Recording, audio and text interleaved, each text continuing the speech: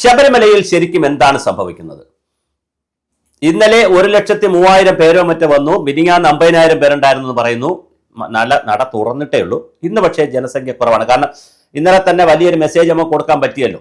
വൃശ്ചിക 1-ാം തീയതി തന്നെ ശബരിമലയിൽ ഒരു വലിയ മെസ്സേജ് ലോകത്തിന് കൊടുക്കാൻ പറ്റി. ആരും ഇങ്ങോട്ട് വരരുത്, ഞാനിനി ജന്മകാലത്തും ഇങ്ങോട്ട് വരില്ല എന്ന് പറഞ്ഞ് എല്ലാ ചാനലുകളും ആളുകളുടെ ബൈറ്റ് എടുത്ത് കൊടുത്തുകൊണ്ട് തമിഴൻ, ഹിന്ദി, ആന്ധ്ര, പിന്നെ മലയാളി എല്ലാവരും ഇങ്ങനെ നെഞ്ചിലടിച്ച് പറയണം ഇനി ശബരിമലയിലേക്ക് ഇല്ലേ ഞങ്ങൾ എന്ന് പറയുന്നു. എന്തൊരു ഗതികേടാണ്! ഒരു ജനതയുടെ, ഒരു ഹൈന്ദവ ജനതയുടെ ഗതികേടാണ്. എന്നിട്ടും ഹിന്ദുക്കളും ഹിന്ദു സമാജവും ഒക്കെ സമാധാനത്തെ പിന്നെ ഉറങ്ങിയും ഇവിടെ കഴിയുന്നു എന്നുള്ളതാണ് നമ്മുടെ ഏറ്റവും വലിയൊരു ഭാഗ്യം.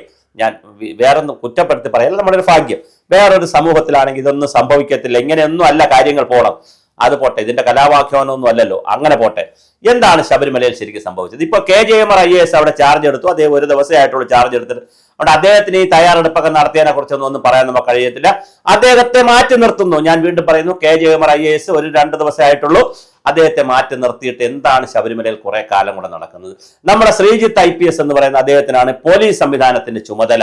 ശരിക്കും അദ്ദേഹം ഒരു പരാജയമാണോ? എനിക്ക് വളരെ വേണ്ടപ്പെട്ട ആളാണ്, പരിചയമുള്ള ആളാണ്, ആ ഫാമിലിയുമായിട്ട് എനിക്ക് പരിചയമുണ്ട്. പക്ഷെ എന്നാൽ നമ്മൾ അദ്ദേഹത്തിന്റെ ഔദ്യോഗിക സ്ഥാനത്തോടാണ് ഈ ചോദ്യം.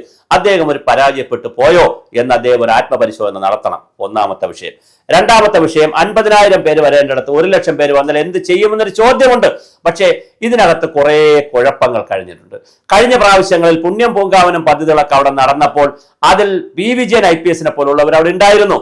അതുപോലെ തന്നെ ഒരുപാട് സന്നദ്ധ സംഘടനകൾ, ഹിന്ദു ഐക്യവേദിയുടേതും ശബരിമല സംരക്ഷണ സമിതി, സേവാഭാരതി, ഇങ്ങനെ 100 കണക്കിന് സന്നദ്ധ സേവന പ്രവർത്തകർ അവിടെ ഉണ്ടായിരുന്നു. വെള്ളം കൊടുക്കാൻ, ഭക്ഷണം കൊടുക്കാൻ, മറ്റു സഹായത്തിന് ഗൈഡായിട്ടൊക്കെ 100 കണക്കിന് പ്രവർത്തകർ ശബരിമല ഉണ്ടായിരുന്നു. ഈ ഗവൺമെന്റ് വന്നതിന് ശേഷം സകല പേരെ അവിടെ നിന്ന് മാറ്റി. എല്ലാം ദേവസ്വം ബോർഡ് ചെയ്താളോ എന്ന് പറഞ്ഞു. അങ്ങനെ നടക്കുമോ?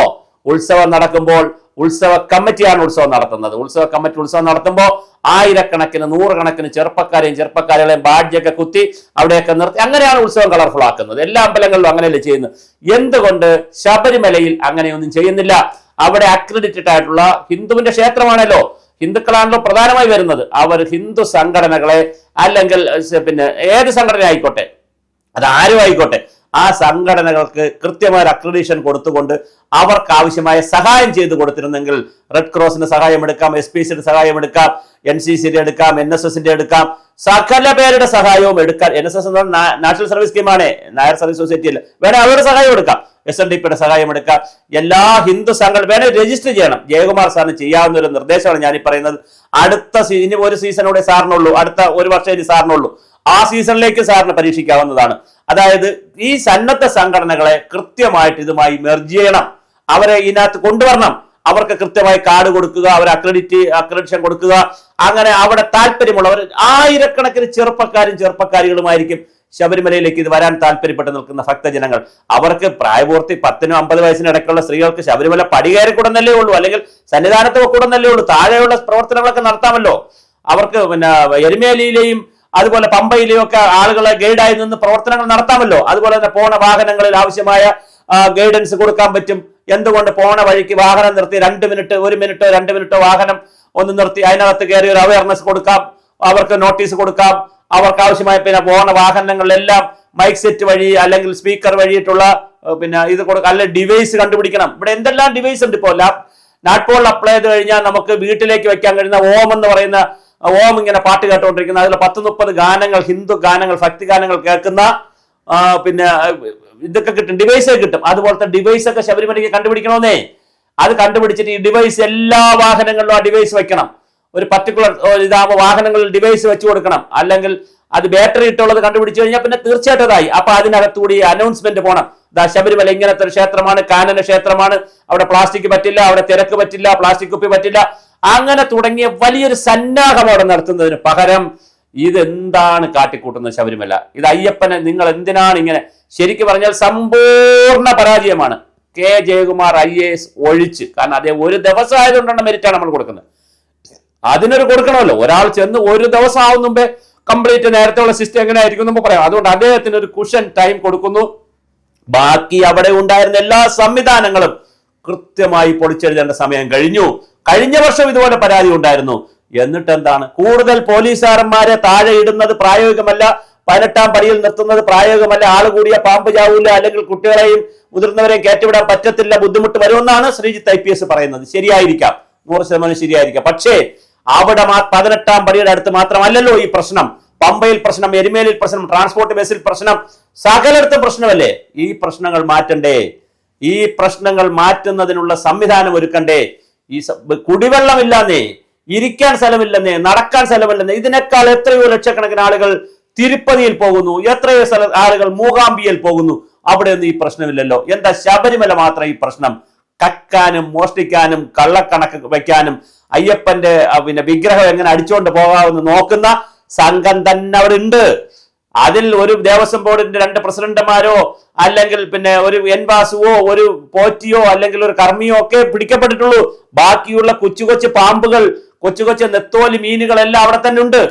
അവർ അവിടെ ചുറ്റിക്കറങ്ങി ഇങ്ങനെ നടക്കുന്നുണ്ട്. അവരെ എല്ലാം അവിടെ നിന്ന് ഇറക്കി വിടാൻ, അവിടെ പുതിയ ടീമിനെ വയ്ക്കാൻ, ആ പുതിയ പ്രൊഫഷണൽ ടീമിനെ വയ്ക്കാൻ കെ ജയകുമാർ IAS കഴിയുമോ എന്നുള്ളതിന്റെ അടുത്താണ് നിൽക്കുന്നത് ശബരിമലയുടെ വിജയം. ഞാൻ ഒരു ആളിൽ ഫോക്കസ് ചെയ്യുന്നത്, അദ്ദേഹം വളരെയധികം പൊസിഷനിലൊക്കെ ഇരുന്നിട്ടുള്ള ഒരാളും അനുഭവ സമ്പത്തുള്ള ആളായതുകൊണ്ട് ഭക്തനും കൂടെ ആണല്ലോ. അപ്പൊ അദ്ദേഹത്തിന് അതൊക്കെ ചെയ്യാൻ പറ്റും. അതുകൊണ്ടാണ് ഞാൻ പറയുന്നത്. അപ്പൊ തീർച്ചയായിട്ടും ഗൗരവമായി ചിന്തിക്കേണ്ട വിഷയം, ശബരിമലയ്ക്ക് തീർത്ഥാടന മാസ്റ്റർ പ്ലാൻ ഉണ്ടാക്കണം. ആ തീർത്ഥാടന മാസ്റ്റർ പ്ലാൻ പാറശാല മുതൽ മംഗലാപുരം വരെ അല്ലെങ്കിൽ കാസർഗോഡ് വരെയുള്ള സകല ജനങ്ങളുടെയും ഒരു പങ്കാളിത്തത്തോട് കൂടിയിട്ടുള്ള ഒരു മാസ്റ്റർ പ്ലാൻ ആയിരിക്കണം. കാര്യം വീടുകളിൽ നിന്നാണ് ആളുകൾ ശബരിമലയ്ക്ക് വരുന്നത്.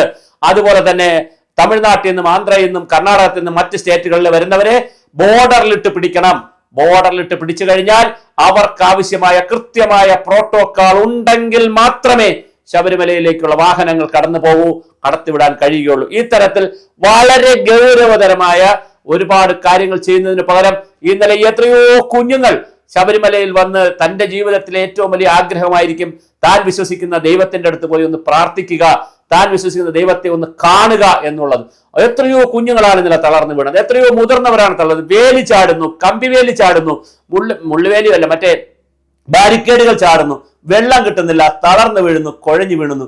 ഈ ഒരു ചെറിയ ഒരു സംവിധാനത്തെ നമുക്ക് ശരിയാക്കിയെടുക്കാൻ കഴിഞ്ഞില്ലെങ്കിൽ നമ്മൾ എന്തിനാണ് ഈ സിസ്റ്റം, നമ്മുടെ വീണ ജോർജ് മാഡം ഇടയ്ക്കിടയ്ക്ക് വന്ന് പറയുന്ന പോലെ തകർന്നടിഞ്ഞൊരു സിസ്റ്റം അല്ലേ ഈ സിസ്റ്റം എന്ന് പറയുമ്പോൾ അത് കേരള ഗവൺമെന്റിന്റെ ഇടതുപക്ഷ ജനാധിപത്യ മുന്നണിയുടെയും പിണറായി സർക്കാരിന്റെ സർക്കാരാണെന്ന് മാത്രം ധരിക്കരുത്. എല്ലാ കാലത്തും ശബരിമല നമുക്കൊരു കറവ പശു തന്നെയാണ്. എല്ലാ കാലത്തും നമ്മൾ നന്നായി അതിനെ കറക്കും, പക്ഷെ അതിന് ആഹാരം കൊടുക്കൂല. പശുവിനെ ചുമ്മാ അകിടിടിച്ച് കറന്നിട്ട് ആഹാരം കൊടുക്കാതിരുന്നാൽ അത് ചവിട്ടും. ആ ചവിട്ടാണ് ശബരിമലയിൽ നിന്ന് കിട്ടുന്നത്.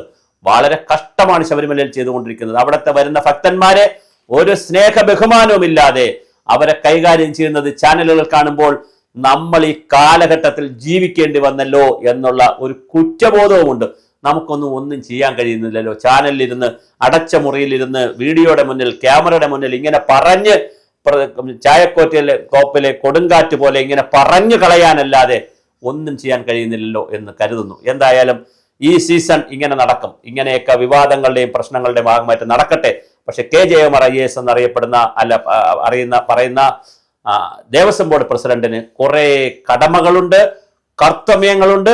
ഒരു പ്രോട്ടോകോൾ കേരളത്തിലെ ക്ഷേത്രങ്ങളുമായി ബന്ധപ്പെടുത്തി അതേത് ക്ഷേത്രത്തിന്റെ തീർത്ഥാടനമായാലും അത് ഉത്സവമായാലും എല്ലാ കള്ളപ്പലിശ കൂട്ടങ്ങളെയും അടിച്ചിറക്കി ശുദ്ധീകരിക്കാൻ കഴിയുക.